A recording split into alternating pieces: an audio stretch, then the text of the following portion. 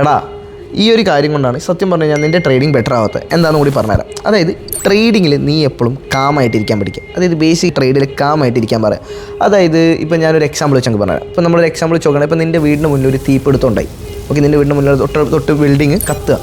അപ്പം ബേസിക്കലി അവിടെയുള്ള സാധാരണക്കാരനായ ജനങ്ങളും അവിടെയുള്ള നാട്ടുകാർക്ക് എന്താ ചെയ്യുക, നമ്മൾ ഭയങ്കര പാനിക്കാവും. ചില ആൾക്കാർ വെള്ളം കോരി വയ്ക്കുന്നുണ്ടാവും, ചില ആൾക്കാരെ വിളിക്കുന്നുണ്ടാവും, ചില ആൾക്കാരെ കൂടി ഇരുന്ന് വെള്ളം ഒഴിക്കുന്നുണ്ടാവും, ഇല്ലേ, ചില ആൾക്കാർ മണ്ണ് വാരി ഇടുന്നുണ്ടാവും, ഫയർ എക്സ്റ്റിങ്ഗ്വിഷേഴ്സ് അടിക്കുന്നുണ്ടാവും, അല്ലേ. പക്ഷേ നീ കറക്റ്റായിട്ട് അവിടെ ഒരു ഫയർ ഫോഴ്സിനോ അല്ലെങ്കിൽ ഒരു ഫയർ ഫൈറ്ററിനെ വിളിച്ച് നോക്ക്. അവർക്കൊരു പ്രോപ്പറായ പ്ലാൻ ഉണ്ട്. ഈ ഒരു ഫയർ വന്നു കഴിഞ്ഞാൽ നമ്മളിനി അടുത്തത് എന്താ ചെയ്യേണ്ടത്. ഇതേപോലെ നീ ഏതൊരു പ്രൊഫഷണൽ ട്രേഡേഴ്സിലേക്ക് എടുത്ത് നോക്കുകയാണെന്നുണ്ടെങ്കിൽ അവർക്കൊരു പ്രോപ്പറായ പ്ലാൻ ഉണ്ട്. അവർ ട്രേഡിൽ എങ്ങനെയാണ് ബിഹേവ് ചെയ്യേണ്ടത് എന്നുള്ളത്.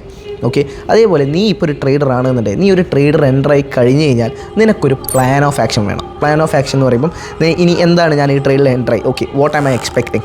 അതേപോലെ എനിക്ക് ലോസ് വരികയാണെങ്കിൽ എന്താണ് ഞാൻ എക്സ്പെക്ട് ചെയ്യുന്നത്, ഈ ലോസിനെ ഞാൻ എങ്ങനെയാണ് നോക്കാൻ പറ്റുന്നത്. അതായത് നീ എന്ത് ചെയ്യുമ്പോഴും, അതായത് ബേസിക്കലി നീ ഒരു ട്രേഡർ ആവുന്ന സമയത്ത് നീ അതിൻ്റെ പ്രോപ്പർ രീതിയിൽ വേണം കാര്യങ്ങൾ ചെയ്യാൻ, അതിൻ്റെ കറക്റ്റ് പ്ലാൻ ഓഫ് ആക്ഷനിൽ.